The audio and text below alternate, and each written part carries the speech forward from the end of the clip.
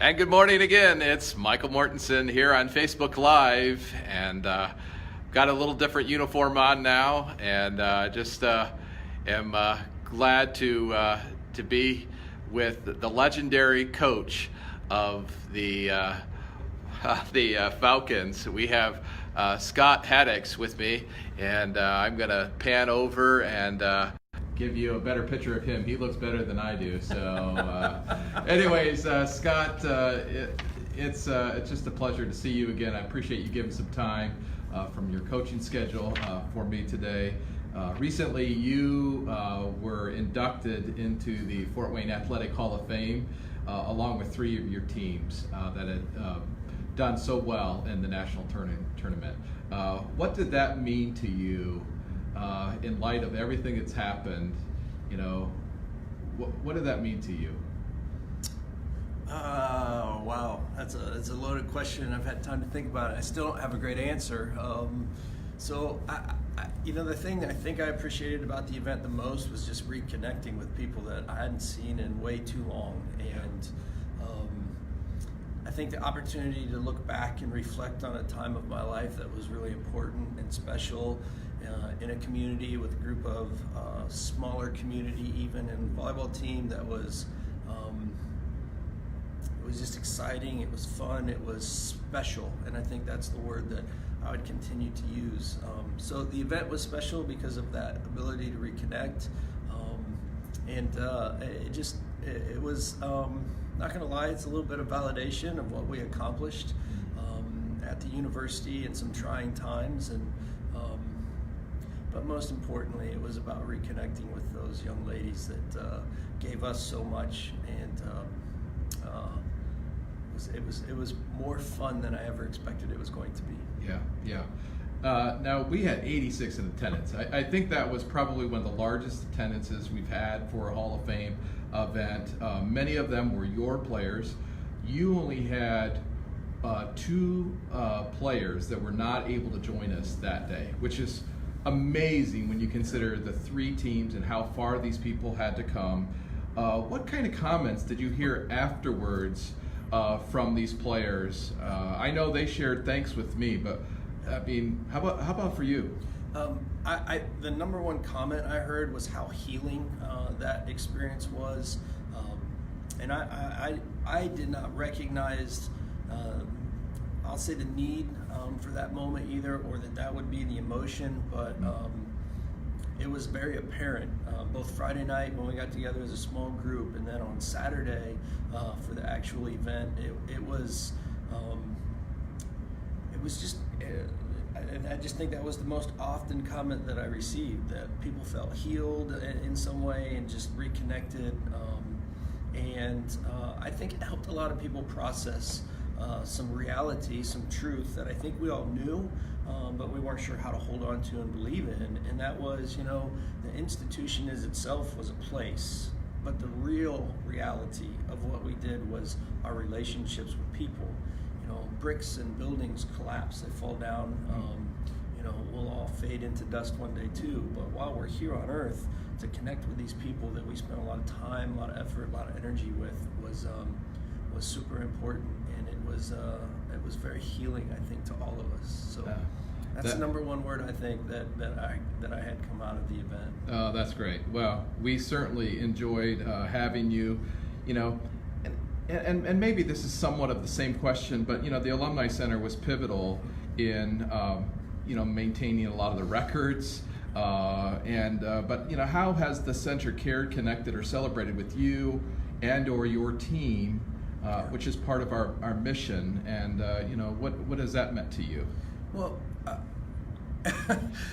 it's been a journey.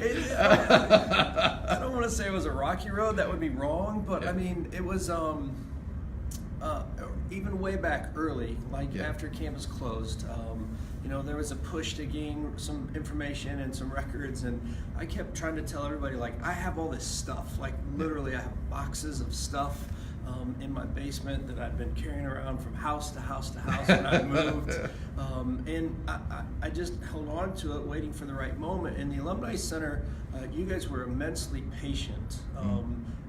I was asked for it several times, sometimes because of schedule, sometimes because we were moving, had stuff locked in storage for a while we were building a house, that it just was never convenient to get it. And God's timing is always perfect, but you guys were immensely patient and just helped me get to the point where I felt like I could let this stuff go out of my possession, and I'll say control. Yeah. I'm not gonna lie, coaches like control, right? Yep. And to hand it over and to know that it was going to be cared for, that it was going to be handled properly, and right things were going to be done with it. And Tim Ertl started that process, and contacted me a couple times, and just his grace and his humility, and then obviously Bill and Jay and yourself and Stephanie and the whole group, just very calm, very patient, and very comforting in the process. And I know that sounds weird, but I was holding on to a decade of memories that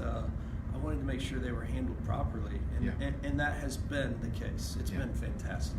So, in other words, we kept the promise that we made to you. Yes. Okay. Yes. That's really, really important to us. And again, thank you for trusting us.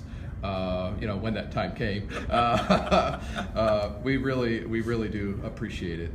I'm going to give you a chance to tell us what you've been doing. I know that you were like the Journal Gazette Coach of the Year at Northrop for 5 years, and now you're at the University of St. Francis.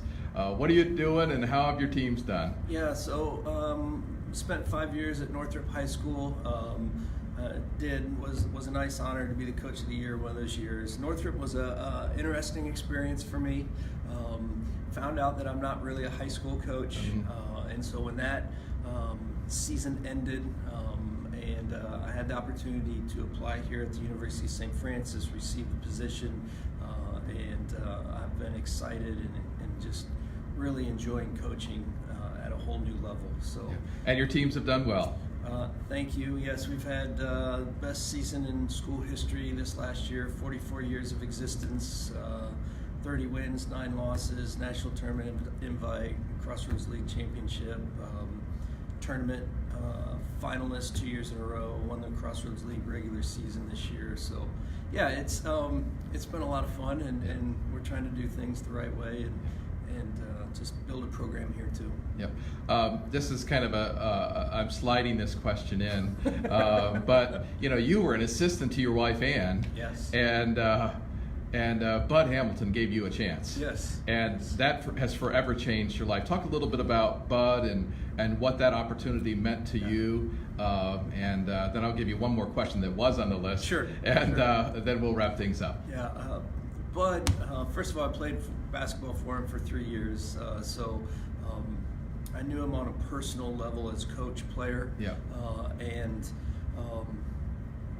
I said it at the banquet, Bud always had that ability to see something in people that most other people didn't see. And for whatever reason, when my wife needed to take a little sabbatical because our first child was coming, he agreed to let somebody who knew very little, if anything, about volleyball take over for a season. That was the goal. That was the plan. 1 season, and I'm out, and Ann's back in, and she never came back, and I never left.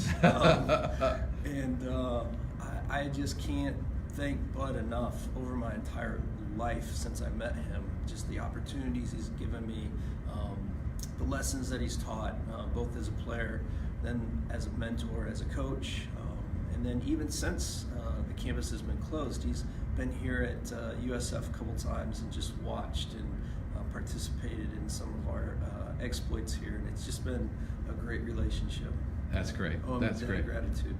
Well, I'm going to take you back to your campus days, and even to your time as coach. I'm just curious. We have this little building challenge in our giving this year.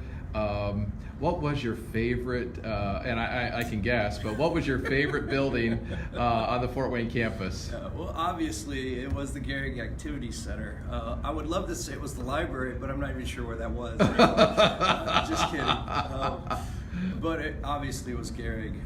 But my experiences in classrooms were really poignant, and they were really important to all that too. But yeah, love Gary. A lot of great memories in there, both as a player and then as a coach. And I enjoy walking back into that building from time to time, and it's interesting to feel the flood of emotions and thoughts that come back. Yeah.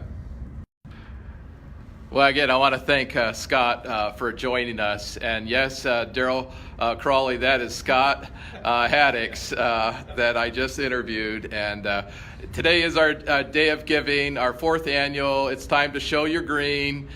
Maybe you want to give a gift in honor of your former coach or your former player.